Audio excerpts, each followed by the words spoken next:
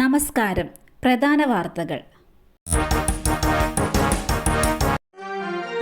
M K Raghavan എംപിയെ വഴിയിൽ തടഞ്ഞ സംഭവം. 4 കോൺഗ്രസ് നേതാക്കൾക്കെതിരെ നടപടി. മാടായി കോളേജിലെ നിയമനവുമായി ബന്ധപ്പെട്ട് എം കെ രാഘവൻ എംപിയെ വഴിയിൽ തടഞ്ഞ സംഭവത്തിൽ 4 കോൺഗ്രസ് നേതാക്കൾക്കെതിരെ നടപടി. കെ പി ശശി, ശശിധരൻ കാപ്പാടൻ, സതീഷ് കുമാർ, വരുൺ കൃഷ്ണൻ എന്നിവരെ പ്രാഥമിക അംഗത്വത്തിൽ നിന്ന് ജില്ലാ കോൺഗ്രസ് പ്രസിഡന്റ് സസ്പെൻഡ് ചെയ്തു. എം കെ രാഘവൻ ചെയർമാനായ കോളേജിൽ അദ്ദേഹത്തിന്റെ ബന്ധുവായ CPM പ്രവർത്തകന് നിയമനം നൽകാനുള്ള നീക്കത്തിനെതിരെയായിരുന്നു പ്രതിഷേധം. ഇന്നലെ അഭിമുഖം നടക്കുന്നതിനിടെ കോളേജിലേക്കെത്തിയ രാഘവനെ കവാടത്തിൽ തടയുകയായിരുന്നു. മോചന ഉത്തരവുണ്ടായേക്കാം. അബ്ദുൾ റഹീമിന്റെ ഹർജി ഇന്ന് പരിഗണിക്കും.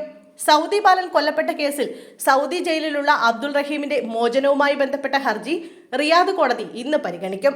മോചന ഉത്തരവുണ്ടാകുമെന്നാണ് പ്രതീക്ഷിക്കുന്നത്. കഴിഞ്ഞ തവണ കേസ് പരിഗണിച്ച കോടതി അപ്രതീക്ഷിതമായി കേസ് മാറ്റിവെക്കുകയായിരുന്നു. പബ്ലിക് റൈറ്റ്സ് നടപടിക്രമങ്ങൾ അവസാനിപ്പിച്ചുള്ള അന്തിമ വിധിയും ഒപ്പം മോചന ഉത്തരവുമാണ് കോടതിയിൽ നിന്ന് പ്രതീക്ഷിക്കുന്നത്. കഴിഞ്ഞ നവംബർ 17-ന് മോചനം ഉണ്ടായേക്കുമെന്നാണ് കരുതിയിരുന്നത്. പക്ഷേ അപ്രതീക്ഷിതമായി കോടതി കേസ് നീട്ടിവെക്കുകയായിരുന്നു. പബ്ലിക് റൈറ്റ്സ് നടപടിക്രമങ്ങളുടെ ഭാഗമായ അന്തിമ ഉത്തരവ് മോചനത്തിൽ റഹീമിന് നിർണായകമാണ്. ഇരവിമംഗലം ഷഷ്ടിക്കിടെ പോലീസും നാട്ടുകാരും തമ്മിൽ സംഘർഷം. 3 പോലീസുകാർക്കും പഞ്ചായത്ത് വൈസ് പ്രസിഡന്റിനും പരിക്കേറ്റു.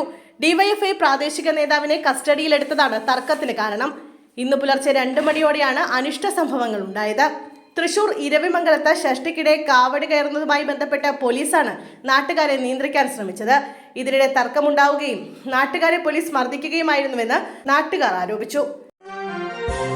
പത്തനംതിട്ടയിൽ അയ്യപ്പന്മാർ സഞ്ചരിച്ച കാർ ഇടിച്ചു മറിഞ്ഞു. പിന്നാലെ തീഗോളമായി. പത്തനംതിട്ട കോന്നി റൂട്ടിൽ കലഞ്ഞൂരിൽ ഇടത്തറയിൽ ശബരിമല ദർശനം കഴിഞ്ഞു വന്ന 5 അയ്യപ്പന്മാർ സഞ്ചരിച്ച കാർ മതിലിൽ ഇടിച്ചു മറിഞ്ഞു. തീ പിടിച്ചു. അപകടത്തിൽ 5 പേർക്ക് പരിക്കേറ്റു. ഇവരെ ആശുപത്രിയിൽ പ്രവേശിപ്പിച്ചു. ആരുടെയും പരിക്ക് ഗുരുതരമല്ല. പോലീസും കോന്നി അഗ്നിരക്ഷാസേനയും സ്ഥലത്തെത്തിയിരുന്നു. തീ നിയന്ത്രണ വിധേയമാക്കി. നവീൻ ബാബുവിന്റെ അടിവസ്ത്രത്തിൽ രക്തക്കറ. Inquest report.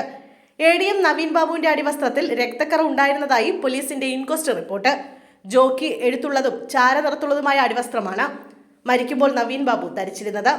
അടിവസ്ത്രം രക്തക്കറകളോട് കൂടിയ നിലയിലായിരുന്നുവെന്നാണ് ഇൻക്വസ്റ്റ് റിപ്പോർട്ടിലുള്ളത്. നവീൻ ബാബു മരിച്ച വിവരം പുറത്തു വന്ന ഒക്ടോബർ 15-ന് രാവിലെ കണ്ണൂർ ടൗൺ പോലീസ് തയ്യാറാക്കിയ ഇൻക്വസ്റ്റ് റിപ്പോർട്ടിലാണ് ഈ വിവരമുള്ളത്.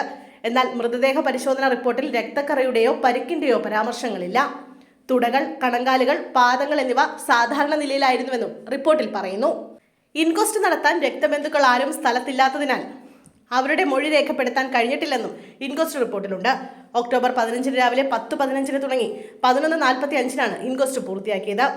FIR-ൽ രക്തക്കറയുമായി ബന്ധപ്പെട്ട പരാമർശങ്ങളൊന്നുമില്ല. മരണത്തിൽ മറ്റ് സംശയങ്ങളൊന്നുമില്ല എന്നാണ് FIR-ലെ ഉള്ളടക്കം.